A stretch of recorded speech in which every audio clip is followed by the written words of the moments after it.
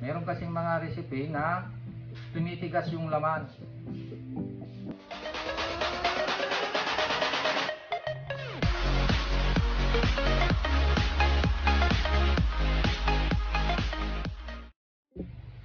Yo, what's up mga kalakay? Andito ako sa aming bahay at mayroon na pong ipapakitang gagawin ngayon. Ito ay tungkol sa natira nating fried chicken kahapon. Ito po yun. Yan. At ano ang ating gagawin dito ngayon para hindi masayang? Dahil hindi natin ipinadala doon sa pwesto para ito ay marihit at mabenta. So ano kaya ang aking gagawin dito? Malalaman nyo ngayon mamaya sa ating panunood mga kalakay. So be sure na kayo ay nakalike at share, comment, and subscribe. Okay? Yan. So kamayin ko na mga kalakay, kamayin ko na.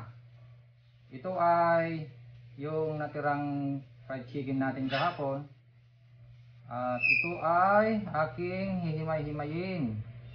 Yan o, tanggalin ko yung mga laman na ganito. Yan, kung makikita ninyo, ito, yan, purong laman.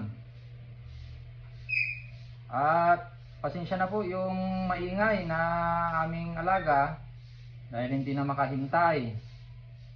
Naantay na niya. Yan, ito tinatanggalan ko po ng laman. Yan. Yan, ipapakita ko lamang ito. Itong chicken natin na ito. Yan o. Tatanggalan ko ng balat. Ito o. Yung coatings niya. So kung mapapansin niyo ninyo, okay lang naman yung coatings niya o. Manipis lang naman. So yung chicken natin ay katamtaman lang naman yung pagka-coat niya. Hindi naman siya makapal. O yan. Ilalagay natin dito supot at yung laman ng ating kukunin.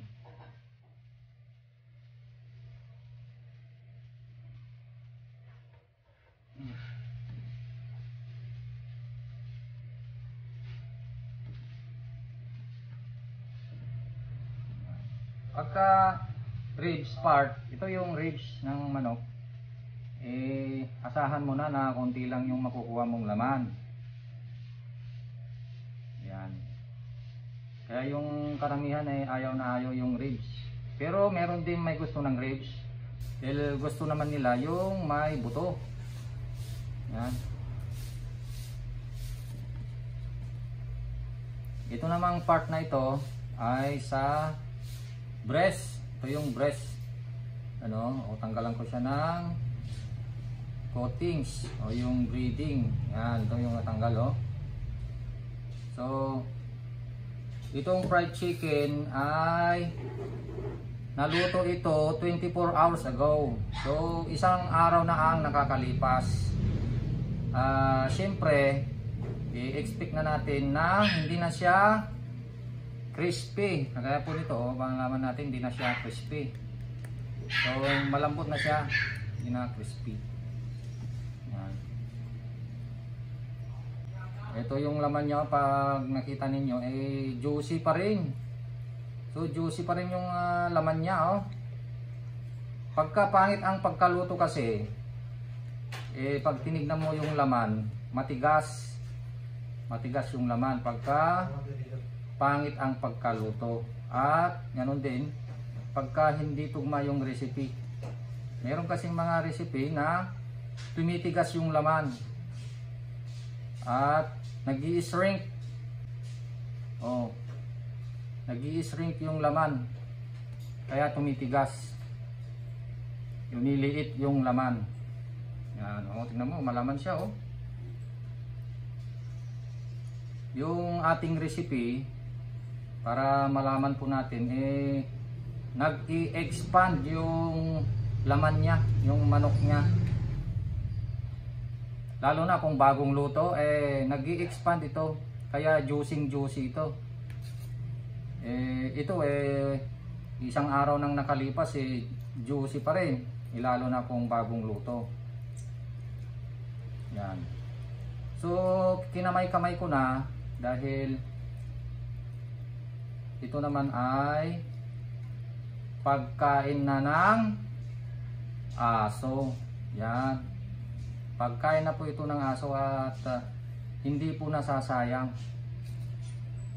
Yan.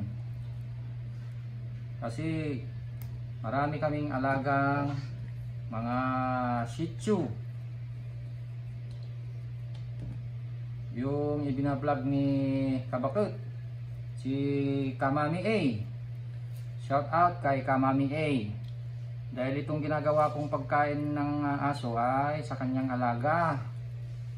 Yan, araw-araw yan na ginagawan ko ng ganitong pagkain. Mayroong mga binibiling pagkain na para sa aso, yung dog food,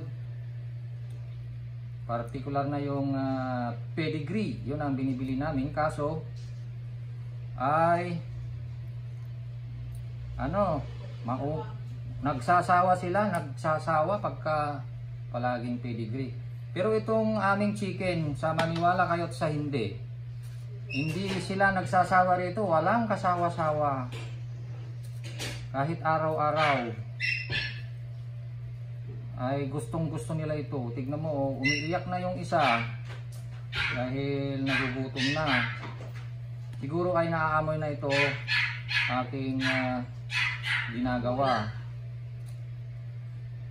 Yan, bali inihimay-himay ko na ganito na maliliit para tamang-tama sa kanila, kasi maliliit lang yung aso namin Shih Tzu.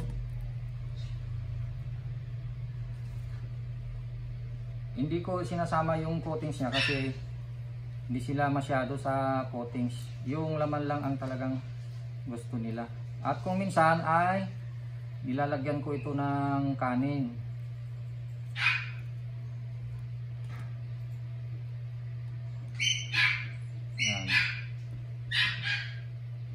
Ribs ito, konti lang yung makukuhang laman.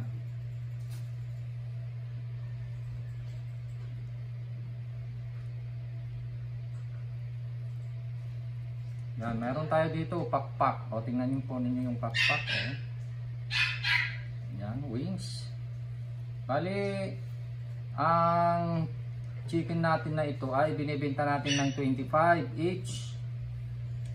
Ang grams po nito ay 75 grams. Yan. So para po sa ating mga kasama dyan na nagninegosyo ng fried chicken, ito po yung diskarte namin kung gaano kalaki ang manok namin. At be sure lang kasi na kapag kayo ay nag-chop ng manok ay kailangan tugma yung presyo. Dapat ay yung presyo mo ay mayroon kang kikitain. At ganun din yung laki ng chop mo, ng manok mo, ay pwedeng panlaban sa mga kalaban sa negosyo. Yan. Hindi porkit alam mo nang luto ng fried chicken ay bira na ng bira. Meron pong mga diskarte yan sa pagnegosyo.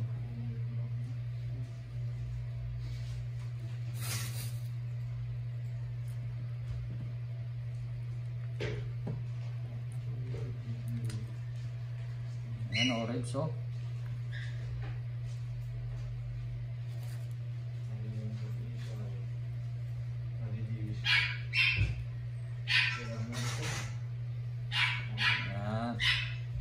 Unti lang talaga nakukuha ng laman doon sa ribs.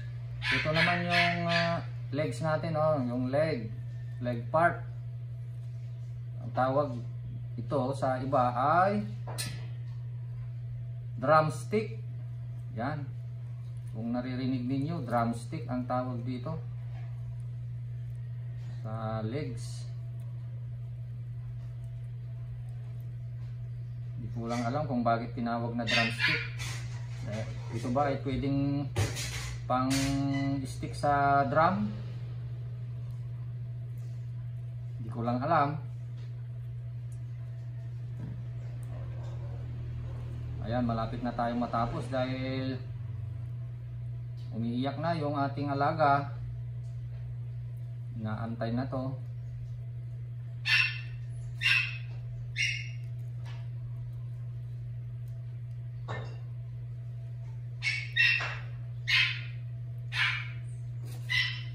Yun. Tapos meron pa tayong gagawin dito para yan, para lumiit siya. Konti-kuntingin natin. So ito na yung yung chicken natin kahapon na hindi nabenta. Kung hindi ako nagkakamali 10 piraso ito o mahigit, hindi ko nabilang So ibig sabihin pag 25 yung 10 piraso ay 250 pesos. Wow, isang kainan lang sa ating mga alagang sitio. Ngayon, itong pinagbalatan, yung mga buto at mga balat, siyempre itong mga ito ay mga malalaki at buto-buto para naman sa mga aso natin na malalaki. Dahil marami din tayong aso na malalaki. Anong lahi ng mga aso natin? Mga pandak? Shit. Mga 6'2", yung lahi nila. 6'2". Yung mga malalaking aso namin. Yun. Pandak. Yan. So ito naman yung para sa kanila. Yan, dinadagdagan ko ito ng kanin. So walang nasasayang sa ating mga fried chicken. Kahit may matira ay hindi nasasayang. Ito ang ating mga alaga. Mga alaga ito ni Kamami A. Yan. Kain na kayo. Kain na. Hati-hati na kayo dyan. Tapos yung dalawang mag-asawa naman. Yung mag-asawa, si nanay at tatay.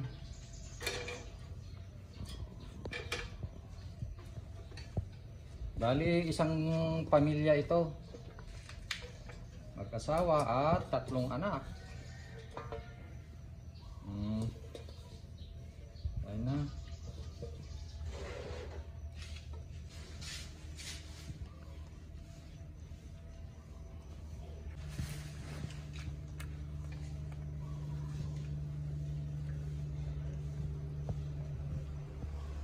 Ayan mga kalakay, gustong gusto nila. Walang kasawa-sawa kahit araw-araw. Sabi nila sa akin, Daddy, isa pa. Pag naubos nila yan, maghanap pa sila. Yan.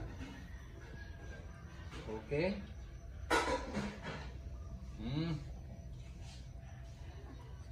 Ayan po. Mga kalakay, yan po yung ating video sa ngayon. At salamat po sa inyong panunood. So wala pong nasasayang sa ating fried chicken na hindi nabebenta, dahil mayroon tayong mga alaga rito na gustong gusto ang fried chicken. Ayan po. Yan. So salamat po sa inyong panunood. God bless po at mag-ingat po tayong palagi. Bye-bye.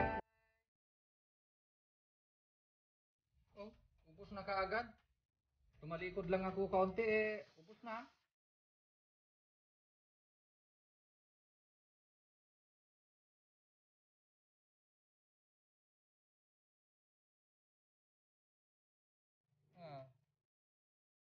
Wala na naman.